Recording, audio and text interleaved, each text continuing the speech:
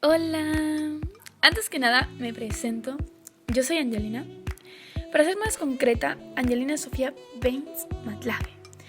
Y sí, esta soy yo. Mi escuela es la preparatoria Ignacio Allende, el CESA. Estoy en el segundo cuatrimestre y soy del grupo segundo B. Este video trata sobre la historia de México, así que sin más decir, comencemos. Empecemos por la independencia de México. Esta se divide en 4 etapas. La independencia de México comenzó el día 16 de septiembre de 1810 y terminó el día 27 de septiembre de 1821. Fue la independencia de México lo que permitió que el país quedara liberado de los españoles. La primera etapa abarcó del año 1810 hasta el año 1811. En esta etapa tuvieron lugar las primeras luchas entre los españoles y los independistas. Aquí es donde resalta la participación de los líderes, los cuales eran Miguel Hidalgo, Ignacio Allende, Juan Aldama y algunos más. En este tiempo hubo muchas reuniones secretas y planes para comenzar el movimiento independentista, los cuales fueron denunciados y descubiertos. La primera etapa termina con la captura y el fusilamiento de los líderes, los cuales ya nombré anteriormente. La segunda etapa comenzó en 1810 y terminó en el año 1815. El principal protagonista de esta etapa fue Morelos. Morelos era un sacerdote que estudió junto con Miguel Hidalgo y el cual estuvo apoyándolo durante el movimiento independentista. Después de la muerte de Hidalgo, Morelos quedó al mando y en este tiempo Morelos ya tenía dominado gran parte del sur de México. En 1813, Morelos declaró a México como una república independiente donde todos tenían igualdad de derecho. Pero ante eso, el virrey, que no estaba de acuerdo, lanza una ofenda hacia Morelos, con la cual Morelos comienza a ganarse caídas y le es necesario esconderse en Michoacán, donde ahí se decreta la primera constitución del país. En el año 1815, Morelos fue capturado y desafortunadamente fusilado. La tercera etapa fue del año 1815 hasta el año 1821 y tuvo como protagonistas Vicente Guerrero y Javier Mina. Después de la muerte de Morelos en 1815, la táctica de los insurgentes cambió. Las luchas se detuvieron y todos se mantuvieron en un estado de resistencia, en donde solo atacaban a pequeñas provincias del sur de México, en donde Vicente Guerrero aún había mantenido el espíritu de la independencia vivo. ¿Quién era Javier Mina? Javier Mina era un liberal español que se unió a los insurgentes, pero en 1817 fue capturado y condenado a muerte por las mismas razones. La cuarta y última etapa de la independencia tuvo lugar en el año 1820 y terminó en el año 1821. En esta etapa siguieron las guerrillas a cargo de Vicente Guerrero, el cual se unió a Agustín Iturbide. Agustín Iturbide era un español mandado para ocuparse del Vicente Guerrero, pero al reunirse, ambos llegan a un acuerdo y se unen. Ambos logran sacar del país al virrey que estaba en ese momento y después de eso llega un nuevo virrey a España. Pero esta vez es para hacer un trato y así declarar la independencia de México. El día 27 de septiembre de 1821 se logra la independencia de México. Al conseguir la independencia de México comenzó el gobierno de Iturbide. Esta etapa duró del año 1821 al año 1822. En este tiempo todos estaban felices de haber logrado independizar México. Su único error fue no pensar en lo que sería después de todo. Y así Agustín Iturbide se autonombró como emperador de México, con el nombre de Agustín I. Las consecuencias de esto es que los insurgentes se enfurecen, ya que la familia de Iturbide creaba muchísimos gastos, que llevó a una deficiencia monetaria para el país, así que Iturbide solicita un préstamo para esconder sus gastos y los de su familia. Pero esto no fue todo. Iturbide comienza a aumentar los impuestos y recurre a la emisión de papel moneda en exceso, lo cual hace que la moneda española caiga y pierda de valor. Para evitar que la gente se entere de todo lo que estaba pasando y seguir quedando bien Iturbide, prohibió la libertad de prensa y no dejó que nadie publicara algo sobre lo que estaba haciendo. Con Agustín Iturbide se establecieron los primeros símbolos patrios. Después de esto, los insurgentes no estaban contentos sobre lo que estaba pasando y no les gustaba cómo Iturbide gobernaba. Entonces, Guadalupe Victoria, Vicente Guerrero y Santa Anna deciden unirse para sacar a Iturbide del país. Los tres logran que Iturbide se vaya a Italia, pero cuando este vuelve, lo atrapan en Tamaulipas y lo matan. Con esto, acaba el gobierno de Agustín Iturbide en el año 1822. Después de esto, llegó a gobernar Guadalupe Victoria. Guadalupe Victoria gobernó del año 1824 al año 1829. Su nombre de verdad era José Miguel Ramón Adcuato Fernández y Félix, pero fue conocido siempre como Guadalupe Victoria. Este fue, junto con Vicente Guerrero y Nicolás Bravo, uno de los principales que se opuso a la conformación del imperio de Agustín Iturbide. La propuesta de Guadalupe Victoria siempre fue atenta a los intereses colectivos, en pro de la instauración de una república representativa, popular y federal, con poderes autónomos y conformada por estados libres y soberanos. Guadalupe Victoria tuvo el honor de ser el primer presidente nombrado de los Estados Unidos mexicanos, porque resultó ser el ganador de las primeras elecciones en la historia del país. Durante su tiempo de gobierno, se lograron establecer lazos diplomáticos con varios países, como el Reino Unido de Britania y los Estados Unidos de América. Como ya estaban establecidos los lazos, Estados Unidos decidió mandar a Joel Roberts Poinsett, quien el 12 de julio de 1825 fue oficialmente presentado como representante, o sea, como un ministro del país del norte, para lograr acuerdos de amistad y comercio entre ambas naciones. El problema ahí era que Poinsett traía consigo las ambiciones estadounidenses de adueñarse de los territorios al norte de México. Pero por suerte estos planes fueron descubiertos por Lucas Alemán, el cual fue nombrado el principal negociador con el ministro estadounidense.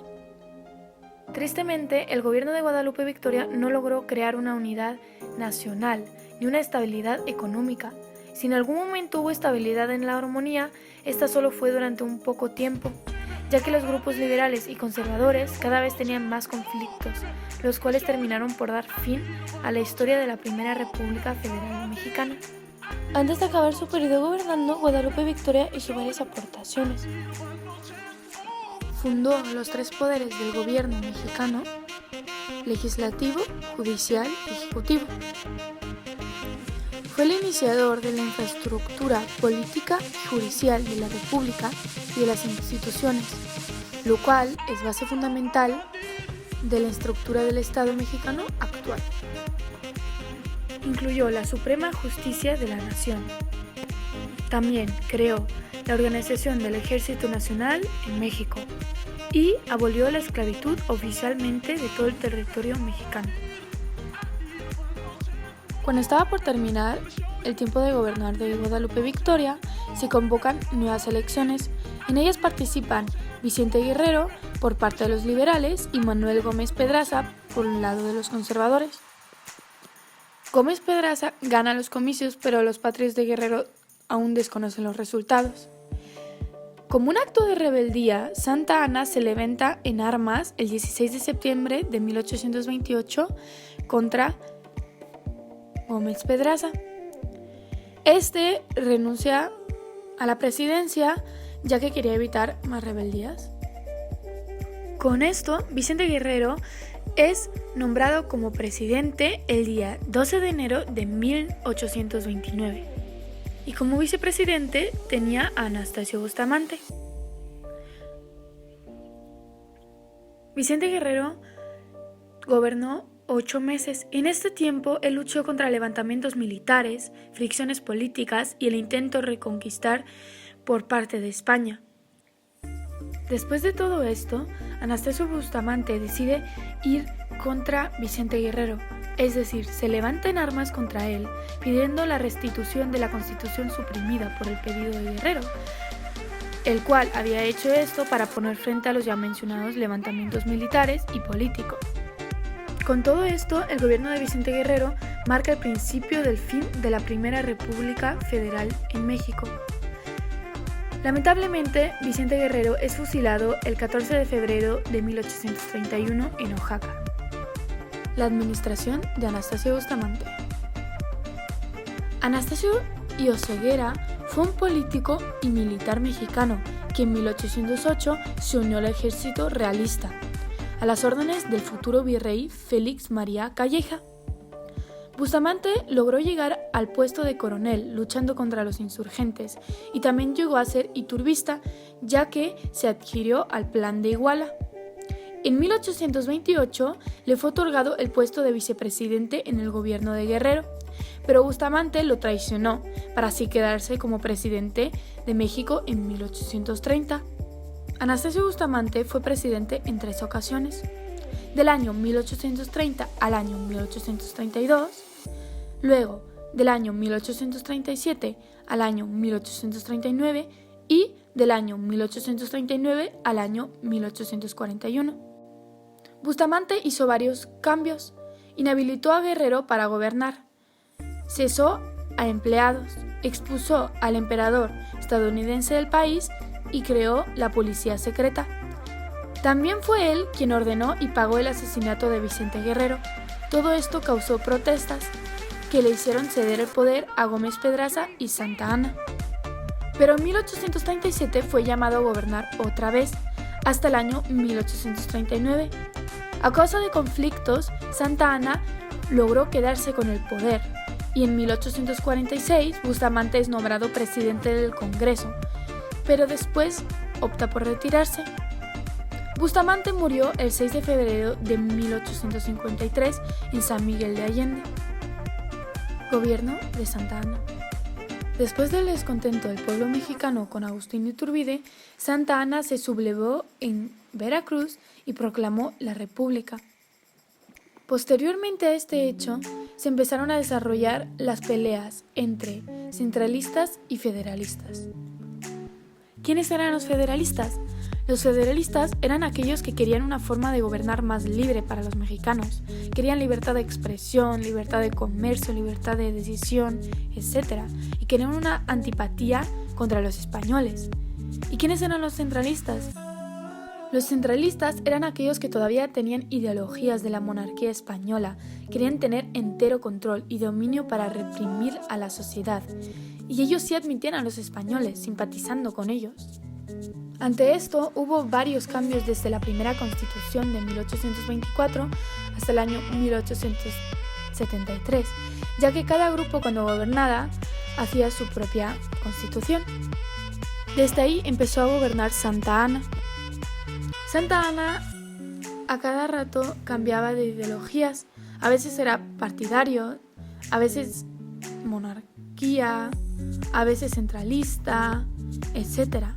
Y todos estos cambios se vieron reflejados afectando la forma de gobernar del país. En 1846, Santa Anna fue electo nuevamente como presidente. En ese momento el país entró en la guerra contra Estados Unidos. Así que Santa Anna dejó la presidencia, pero en 1853 la ocupó una vez más, pero esta vez como dictador. Posteriormente a esto surgen varias cosas.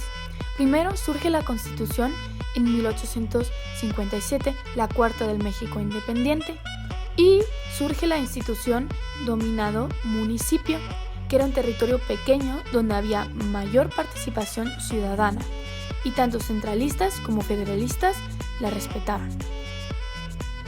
Conflicto de Texas.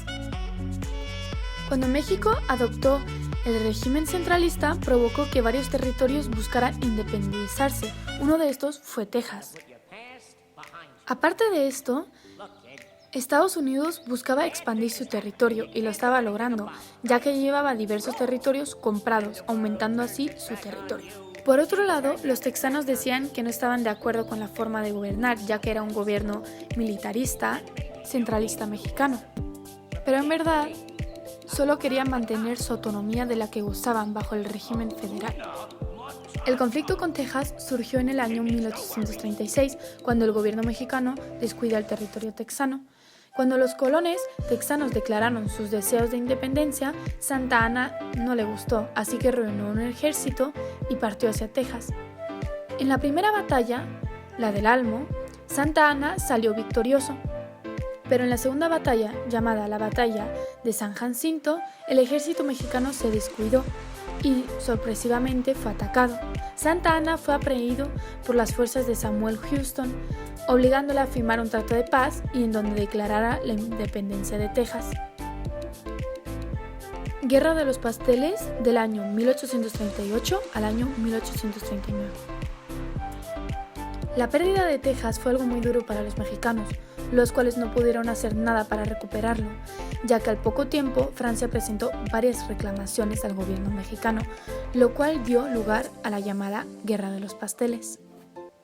Una de sus reclamaciones eran por parte de los súbditos franceses que viven en México, que reclamaban por los daños que habían sufrido en sus personas y en sus propiedades durante los movimientos revolucionarios ocurridos en el país a raíz de la independencia. Nunca había sido seguro cuánto dinero era el que realmente Francia pedía. Algunos documentos mencionan que era 800 pesos, otros hablan de que eran 30,000, 6,000 o hasta 600,000 pesos. Pero más allá de la cantidad, la verdad era que detrás de las reclamaciones estaban las ambiciones imperialistas francesas, que veían en México un país con un territorio útil para su crecimiento y expansión económica. El representante francés exigió el pago a México, pero como México no podía pagar, lo negó.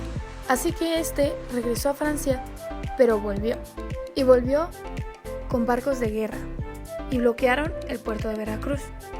Nuevamente México se negó a pagar, ya que como he dicho antes, no tenían dinero.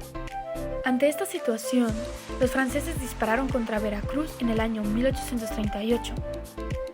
En estos combates, Santa Anna se hizo cargo de la defensa, pero no lo logró muy bien, ya que fue sorprendido por el enemigo y una bala de cañón le lastimó la pierna, la cual le tuvo que ser amputada. En el año 1839, México fue vencido por las tropas francesas y el general Bustamante, al frente del gobierno mexicano, se vio obligado a firmar la paz y a comprometerse a cumplir con las indemnizaciones exigidas. La intervención francesa, del año 1862 al año 1864. Después de las guerras en 1847, los problemas internacionales siguieron. El presidente que estaba en ese tiempo, que era Benito Juárez, intentó conseguir armonía, pero el país no tenía suficiente dinero. México no podía pagar sus deudas con Inglaterra, España y Francia. Estos fueron a México para obligarles a pagar, pero como no llegaron a ningún acuerdo, todos se retiraron, menos Francia. Francia en ese tiempo era gobernado por Napoleón el III, que quería crear un imperio latino. El Partido Conservador luego lo invitó a intervenir contra el gobierno de Benito Juárez, y en el año 1864 Francia rompió las relaciones con México y se volvió en contra de todos ellos. Tras 2 intentos, lograron tomar las ciudades de Puebla y México, y de ahí se creó la regencia, la cual gobernaba en forma de monarquía. El presidente inició un nuevo peregrinar hasta llegar a Paso de Norte, actual Ciudad Juárez. Por otro lado, los ejércitos liberales seguían peleando contra los franceses, los cuales poco a poco se iban apoderando de muchos lugares, como Querétaro, Guanajuato, Aguascalientes, San Luis Potosí, Zacatecas, Morelia y Guadalajara. Sin embargo, los mexicanos no dejaron de hacer resistencia y las guerrillas de chinacos no dejaban tranquilas a las tropas enemigas. Imperio de Maximiliano de Habsburgo del año 1864 al año 1867. En el inicio del año 1864, una comisión mexicana ofreció la corona del imperio al archiduque Maximiliano de Habsburgo, quien aceptó el ofrecimiento y ese mismo año desembarcó en Veracruz en compañía de su esposa. La Ciudad de México lo recibió con grandes festejos y derroches de dinero. Ese día los integrantes del Partido Conservador lucieron sus mejores galas. Maximiliano adoptó algunas de las leyes reformistas del Partido Liberal Mexicano, como tolerancia de cultos, nacionalización de los bienes del clero, secularización del cementerio y creación del registro civil, entre otras. Como era normal, lo anterior despertó el enojo de la Iglesia y de los grupos conservadores, quienes lo habían apoyado, ya que ellos querían algo totalmente diferente. La situación se volvió difícil para el emperador, quien al perder el apoyo de los conservadores buscó un acercamiento con otros grupos, como el grupo liberal, pero sin buenos resultados. Entretanto, las guerrillas hostilizaban a los ejércitos imperiales y la situación económica del imperio dependía de los empréstitos franceses, que empezaban a escasear. De este modo, el emperador Maximiliano se encontró solo y su fin era inevitable. Su esposa buscó apoyo en Europa y todo eso sin éxito. Después de esto, las tropas liberales se apoderaron de las plazas desocupadas por el ejército francés. Juárez inició su regreso al centro del país. Mientras tanto, Maximiliano y los generales conservadores se dirigieron a Querétaro. Después de haber estado 2 meses en Querétaro, Maximiliano, junto con 2 generales conservadores, se rindió ante el general Escobedo y fue fusilado en el Cerro de las Campanas, en Querétaro, el 19 de junio de 1867. Después de lo que sucedió con Maximiliano y los conservadores, los liberales comenzaron con sus planes de restaurar México, lo cual involucraría a Benito Juárez. Los planes liberales de Benito Juárez para México eran muy amplios. En el aspecto político, él quería la Constitución Liberal de 1857. También quería separar y equilibrar los 3 poderes. Quería más paz y menos fuerzas militares. En esta etapa tenía un gobierno fuerte y centralizado y una política en contra de las personas que querían dañar al gobierno. En lo social querían más extranjeros en el país y en el aspecto económico era previsto construir caminos y vías de ferrocarril. Querían atraer dinero extranjero y tener más desarrollo industrial. Como objetivo tenían convertir México en una nación con unidad cultural. Para ello tenían que incorporar a los indígenas. También querían fortalecer el nacionalismo, para lo cual tomaron en cuenta 3 cosas: la bandera, el escudo y el himno. A pesar de todo esto, seguían existiendo problemas políticos. Los liberales se dividían en lerdista, porfirista e iglesista. Porfirio Díaz ganó y así comenzó el periodo del Porfiriato, que duró 33 años. Díaz tomó otras medidas económicas, como la reducción de gastos, la reorganización de oficinas recaudadoras de impuestos para controlar ingresos y también continuó la reorganización fiscal, que es imponer altos impuestos, aunque más de la mitad de los ingresos dependían de las importaciones y exportaciones. Intervenciones extranjeras. Todos los gobiernos pensaban que se requería de inversiones extranjeras, pero por el desorden político que había, lo ponía más difícil. Pero después de la publicación de un libro que hablaba de las riquezas de México, llegaron inversiones inglesas y alemanas. Esto fue de 1821 hasta 1850. Con esto México llegó a una economía capitalista que dependía de los demás países. Antes la iglesia era importante en cualquier aspecto, pero Juárez cambió eso. Entonces la iglesia dejó de tener tanto poder y pasó de una sociedad parroquial a una civil. Saneamiento de las finanzas públicas y crecimiento económico. El crecimiento económico fue difícil y todos decían que el ingreso se basaba en el desarrollo industrial. Aquí se veía que la solución era la industrialización. Comercio, transporte y advenimiento de los ferrocarriles. El primer ferrocarril en México era en 1873 y duró 36 años para construirlo. Los ferrocarriles fueron un factor importante de la aceleración de la economía. Evolución de la educación. La educación lo veían como un medio para resolver males del país, pero los gobiernos no apoyaban mucho a las escuelas. Pero cuando llegó el Porfiriato, este ayudó con los avances y la creación de un ministerio de educación. Durante la historia mexicana, el arte, la arquitectura, el teatro y el cine iban apareciendo y se volvían más presentes pasando los años. Fin del Porfiriato. México parecía un país joven y sin conflictos, moderno y próspero, y Porfirio Díaz era visto como un buen gobernador. Pero en 1900 entra en profunda crisis. Comienza a haber desempleo y revolución sangrienta, pero la economía seguía estando bien. El movimiento revolucionario era enorme, y el 20 de noviembre de 1910 hubo una levantada de armas, lo que llevó al fin del porfiriato.